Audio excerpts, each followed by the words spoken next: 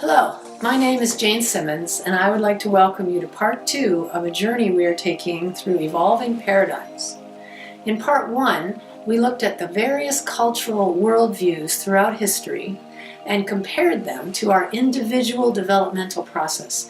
And we noted that we are poised for a paradigm shift that's already showing up culturally, but as of yet, research tells us that only about 5% of the population has made this leap. It takes 10% to reach a tipping point. Superimposed over this cultural dynamic is the fact that spiritual wisdom traditions go through major changes every 500 years or so, and we're about due for the next transformative shift. And we concluded part 1 by introducing the idea that the new integral spirituality may be about bringing two streams of transformation together, namely growing up, evolutionary development, and waking up experiences. So, let's take a deeper dive into how mission-centric ministry factors into this work and contributes to the emergence of a new paradigm. Where do we go from here? Much of what we are going to explore in this video comes from various sources of pioneering innovators, namely Charles Eisenstein, Sharif Abdullah, Ken Wilber, Derek Rydell, Otto Sharma, Joanna Macy, Lynn McTaggart, Joe Dispenza, Don Beck, Margaret Wheatley, Gary Simmons, Mendy Odlin. And my recommendation is that you study their work in more depth if you're interested.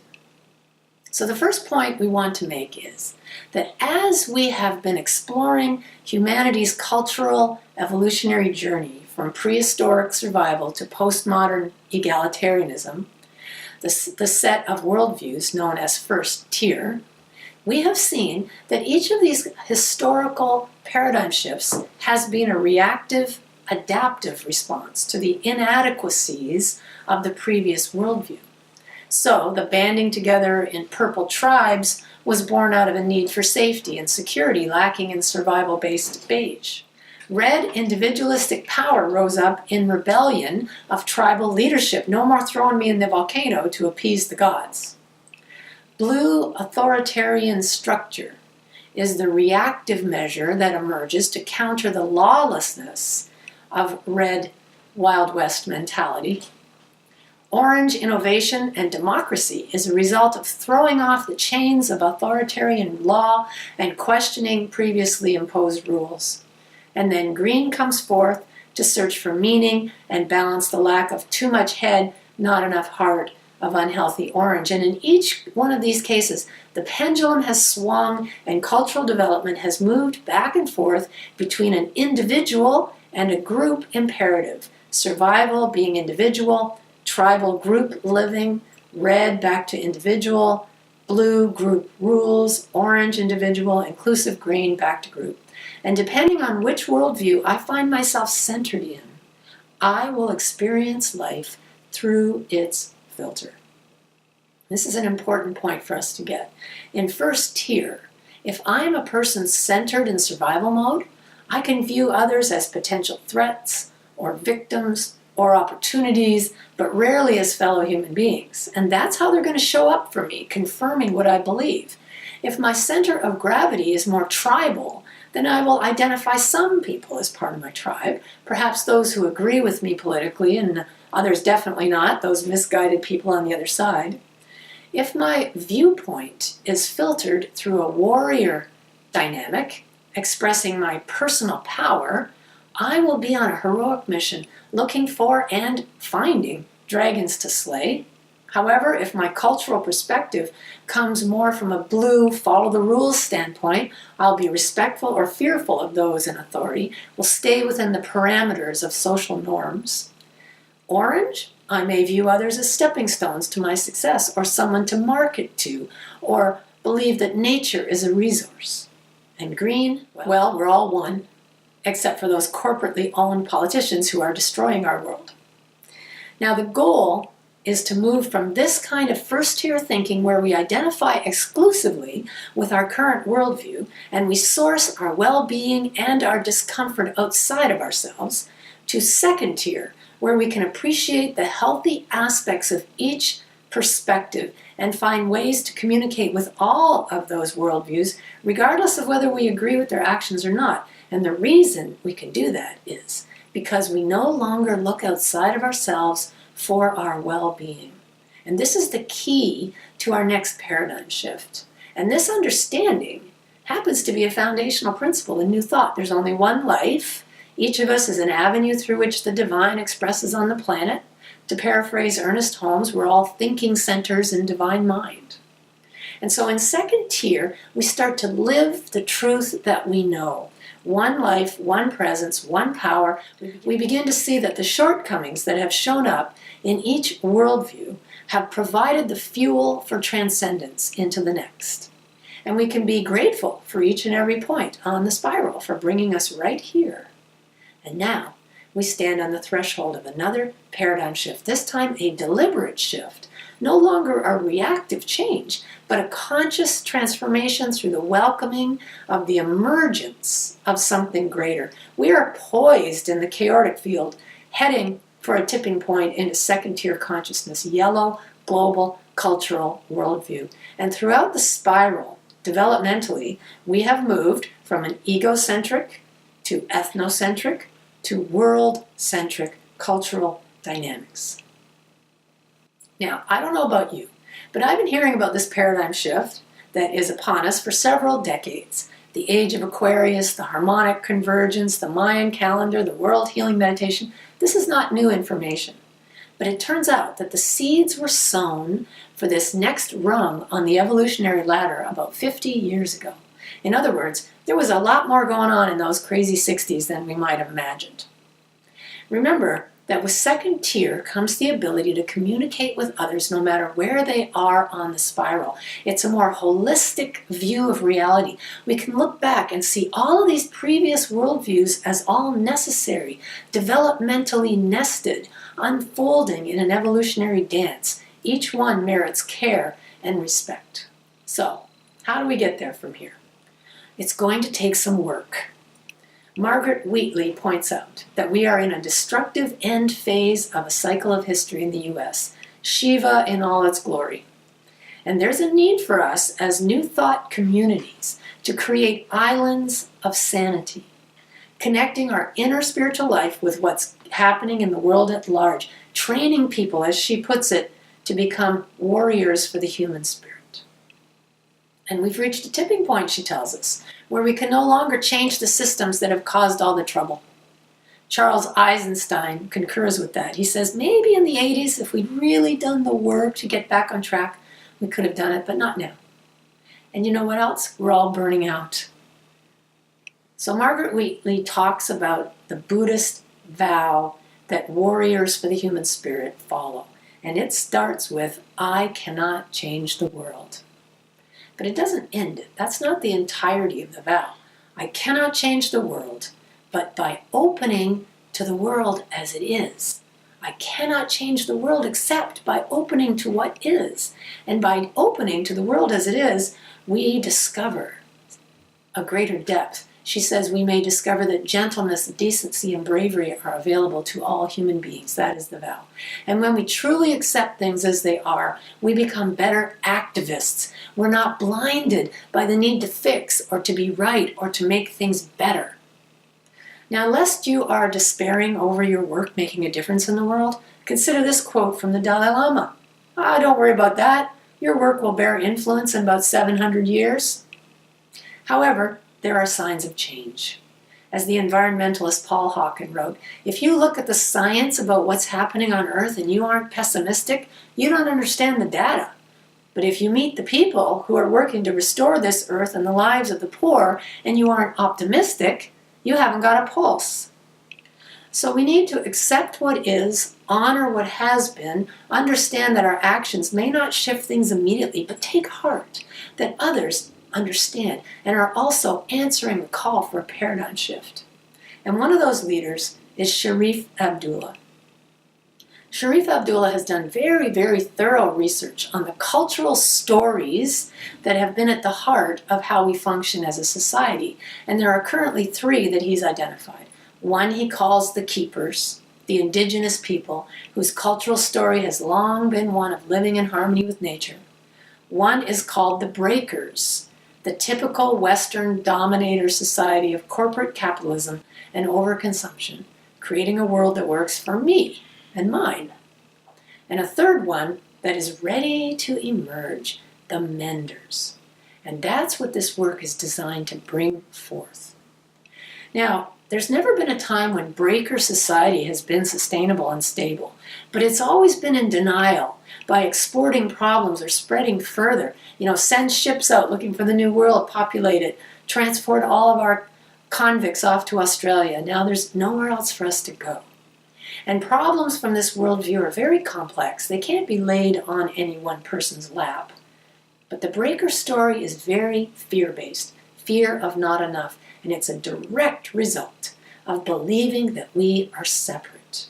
In fact, I would actually rename it the story of separation. The story of separation tells us that we're separate beings and that the universe is a machine. And in breaker society, our purpose is to get ahead, protect ourselves from the other. This story tells us that money, status, security, power are things to be sought. And the separate self can never have enough.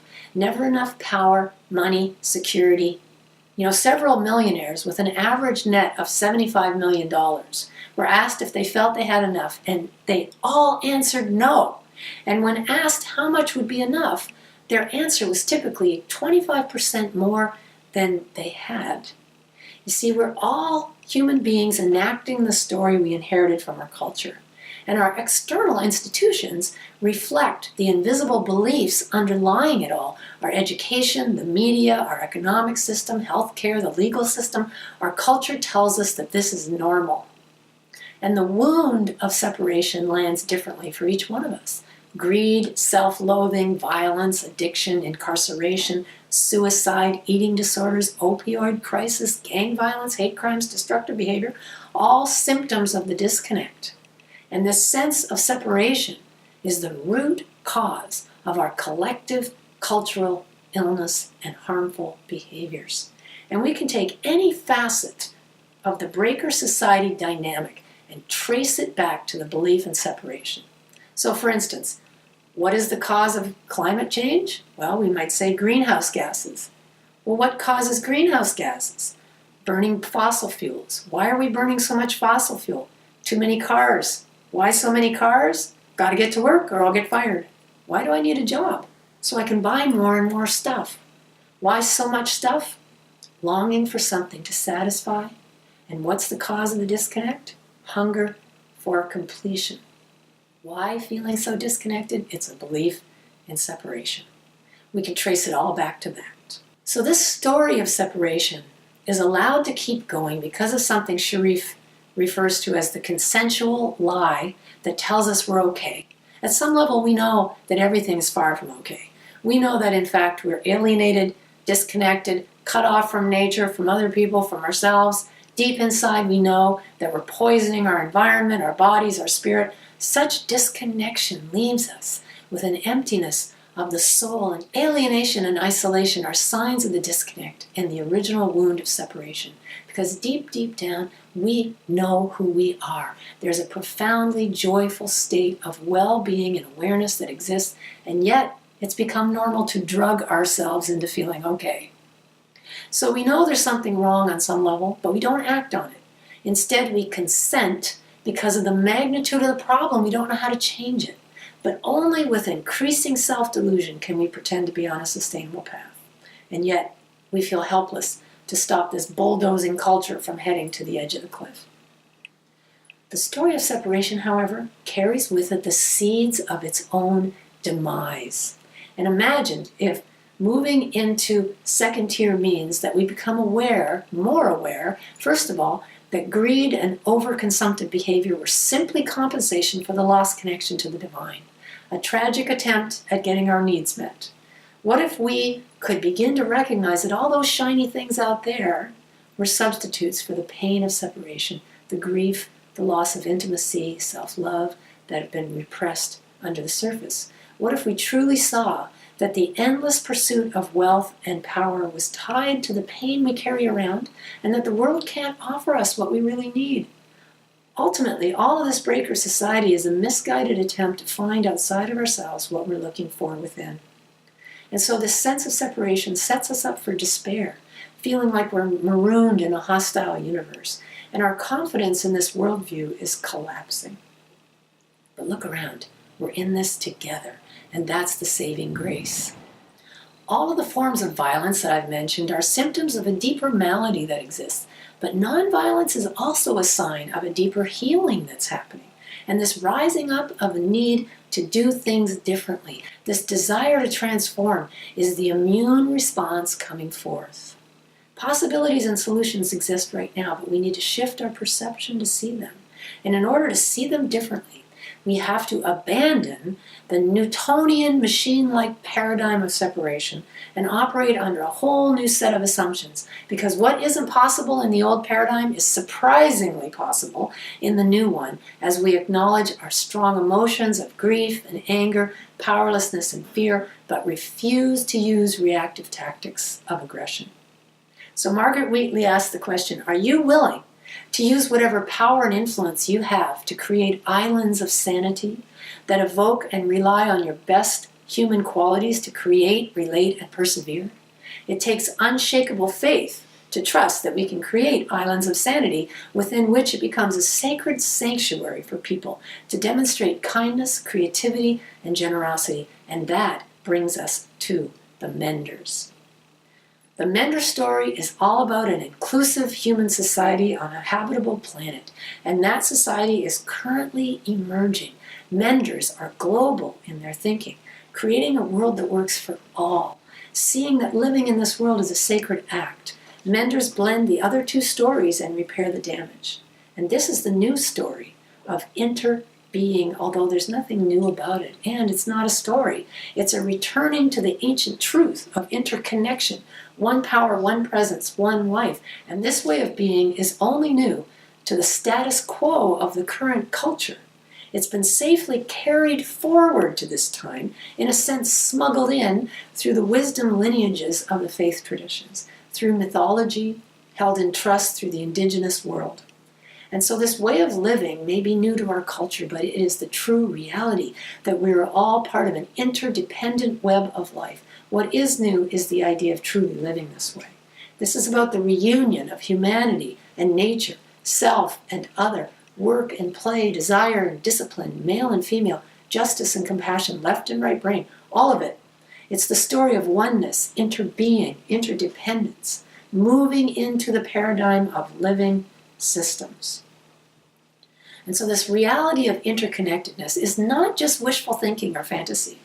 We will inhabit it as we recognize that separation is an illusion. And this new way of being is already set in potential. It already exists right now, but we have to travel the path. It's up to us to actualize it into manifestation. And the key is to begin to act from it. Which way of being is aligned with who you really are and who you truly want to be? From which story are you most effective as an agent of change? Act from that story. And that means that we start seeing the other as a mirror. Yeah, even that guy. The other helps us by encouraging us to face what we most shrink from ourselves. And that's the key to the healing of our world. As the Franciscan priest Richard Rohr writes, you cannot believe in or practice unitive consciousness as long as you exclude and marginalize others. See, Menders are not trying to create a world that works for liberals or conservatives, for progressives or regressives, for all, not for all who look, act, and think like us. And that means we need to embrace inclusivity. That means we get beyond I am separate consciousness and expand our sense of self to include everyone you see. This is second-tier living. This is the work. So what does a world that works for all look like? Everyone has enough. Anyone could trade places with anyone else without feeling deprived or oppressed. A world where we can love all the children of all species for all time. And if we believe we are interconnected, we have a responsibility to create that world that works for all. And if the world's not working for all, we have work to do. So looking at these three worldviews through the lens of spiral dynamics, we can see that keepers, the indigenous folks living in harmony with all they encounter, are centered in purple, tribal. The breakers emerges between red, blue, and orange, and the menders, green, and on to second tier, global yellow. Keepers have this belief that the earth is abundant. Breakers have the belief that there's never enough. Menders say this: abundance needs our help. Abundance needs our help. And our role is to compassionately assist in the death process of the separation story and assist in the birth of a new way of acting in the world, honoring interbeing. And this new story needs us as much as we need it. What we're describing here is emergence. Now, there are three parts to cultural emergence. The status quo, in other words, a system of some kind that has its own coherence. Then disruption or disturbance happens, interrupting the status quo, which then results in differentiation. Now, we've all been contributing to a breaker society in our own way and not even knowing it. But we're not just skin-encapsulated egos here, encased in flesh. We're greater than the story of separation has told us. We're part of the oneness of life, and by accepting responsibility, we become empowered. That's the first step in evolving into a mender society. Well, changing the story is not as easy as it sounds. Why? Because we're all embedded in it.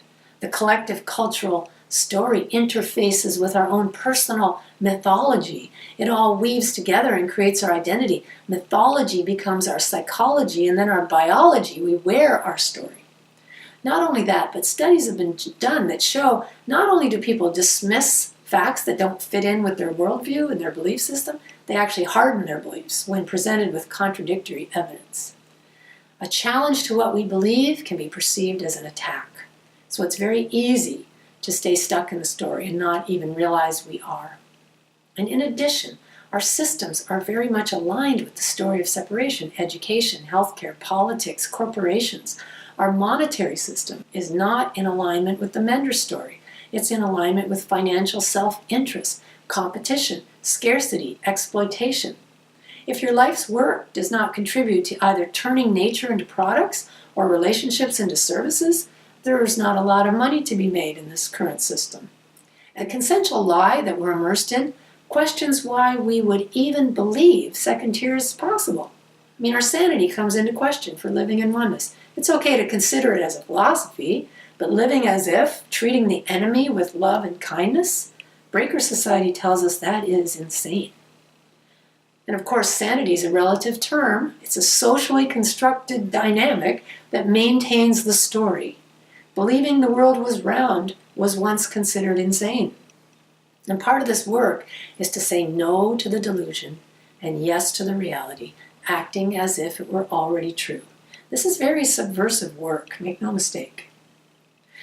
The crumbling of the institutions of the old story means that we begin to awaken and live the truth we're meant to bring forth. So it will take some commitment to create transformation and change, because another issue we can bump right up against is cynicism. And that comes from disappointments in the past. A lot of us grew up in the 60s. We've heard this story for decades. Maybe we might feel some cynicism. But we can't deny the idealism that was birthed in that era. We may have been premature in our vision, but it was no fantasy. It was a glimpse into the future. The problem with the revolution of the 60s is that it failed to unite us all. There was a divide between hippiedom and establishment that only got wider till we see where we are today. For-profit prisons, how is that even a thing?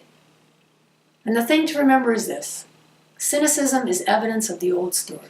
And something that is impossible in the old story is possible in the new story. We call it a miracle.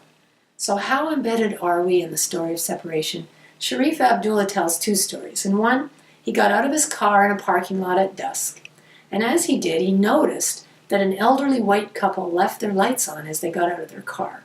And he tried to catch up to them and let them know, and they just ignored his calls to them while they quickened their footsteps. And when he caught up to them and touched the man on his shoulder, the man whirled around ready to fight him, while Sharif said, "Sir, you've left your lights on." And he saw in the man's eyes regret that he had mistaken him for a mugger because of his appearance. He's a very tall African-American man. In the second story, Sharif was in a staff meeting at his office, and his office was open to the public, but they were behind a counter in their meeting. And an elderly African-American man wandered in and asked if anyone had a quarter. And they all looked at him with disdain when they noticed he had his hand out with 2 dimes and a nickel. He needed change, not charity. And Sharif had mistaken the man for someone who was homeless looking for a handout. So lest we start feeling all superior here, he's pretty clear that we're all contributing to a breaker society in our own way. We've been indoctrinated into the story of separation from a very young age, and we help to create and support the system. When Exxon trashed Alaska, he says they were bringing me my gasoline. Now, would anyone choose to destroy Alaskan wildlife? No, but every time we turn the key of our car, we're supporting a system that trashes the environment. I would never sentence a young girl to a horrible life of working in a sweatshop, and yet every time I gleefully buy something at a cheaper price made in China, I'm helping to make that living hell a reality for someone. So to access the evolutionary impulse, we need to become aware that we're embedded in the story and then consciously move beyond our conditioning in order to bring forth a new paradigm of living. And by accepting responsibility, we become empowered. That's the first step. But it's a big step. As Margaret Mead reminds us, never doubt that a small group of thoughtful, committed citizens can change the world. Indeed, it's the only thing that ever has. Evolution is a group project. But imagine if one person's empathy or kind act could serve as the contagion that kickstarts an evolution revolution. And maybe that person is you. It's extraordinary how extraordinary the ordinary person is, George Will writes. But this work takes courage. Letting go of our old certainties to explore the unknown can be very confusing, can be lonely, can't be forced. We have to get beyond our allergy to other worldviews. But we can create together an environment of safety, curiosity, willingness, and work together. We possess the capabilities to deal with this and create something new. Our greatest resources are creativity and commitment. So are you up for it? Ilia Delio asked the very poignant question: shall we continue our medieval religious practices in a medieval paradigm and mechanistic culture and undergo extinction? Or shall we wake up to this dynamic, evolutionary universe and the rise of consciousness toward an integral wholeness? And I say yes. Now, we can't make emergence of this new paradigm happen. We can only make it welcome. And welcoming disturbance can move us from the pain of change to its possibilities, because from that, something new can emerge and coalesce and create coherence. So there's growth until there's a crisis, then a breakdown, followed by a renaissance and the emergence of something new. That's the path. And as I mentioned in part 1 of this video series, there are 2 components of evolutionary movement. One is about growing up, the other waking up, and Ken Wilber points out that these 2 avenues of growth have never consciously intermingled. So why do we want to cross the streams, so to speak, to combine waking up and growing up? Because if we have an awakening experience, we will interpret it according to the developmental level that we're at, and our experience will change according to where we are in our evolutionary journey. So crossing the streams entails personal growth, developing greater awareness, cleaning up the past, married with compassionate action to make a difference in the world, becoming menders. And the reason this is important is because our experience of life will confirm what we believe for us over and over and over. My perception of the world and my experience of it is a reflection of my inner consciousness. And so it's important to clean up our past in order to evolve. Clean up whatever needs to be integrated in order to grow up. And then along with that work, we need to practice our holistic consciousness expanding techniques that facilitate waking up and take part in spiritually motivated activism, which is a form of showing up.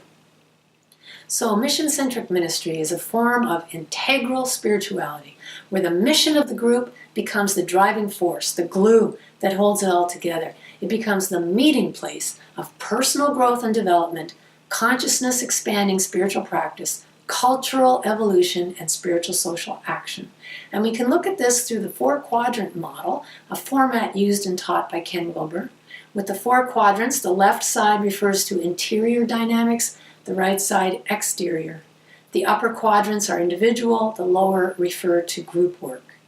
And you can use this framework to explore any developmental dynamic. So in this case, upper left is the internal, individual, personal development, the consciousness expanding work, including the essential shadow work, waking up to the deeper understanding of who we are and overcoming our biases and limiting filters. The lower left refers to our shared cultural evolutionary development that happens through the manifesting of the group's mission. In our case, transforming lives, inspiring people to make a positive difference in our world.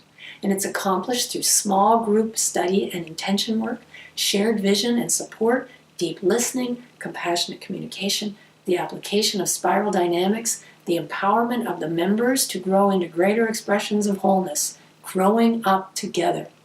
Both upper and lower left use the Q process as one of the primary drivers of healing, change, and evolution, cleaning up what may be in the way of transformation. The upper right is where our actual concrete holistic skills and practices show up. Outer actions such as contemplative meditation, intention work, mindfulness, heart coherence practices, developing direct perception, breathing techniques, eating in a healthy and ecologically sustainable way, taking time to exercise, care of the body, animals, the earth, nonviolent actions, the Q process, it's there too. The lower right includes action on a larger scale, spiritually motivated social action, showing up, being the change. All 4 of these quadrants have elements of cleaning up, growing up, waking up, and showing up within them. And the whole purpose of this work is to shift us out of the story of separation into the reality of oneness and to live in the understanding that there's only one life living itself as each and every heart. And then we do not get hooked on our own reactivity. That's the true spiritual intelligence. And so this is our work. Show up, clean up, grow up, and wake up. And the new integral spirituality must bring together both streams of developmental growth with awakening practices in order to usher in the new paradigm of living that is ready to emerge. And we don't make it happen, we make it welcome. We will explore how to do that in more depth in the next video series called Changing the Story.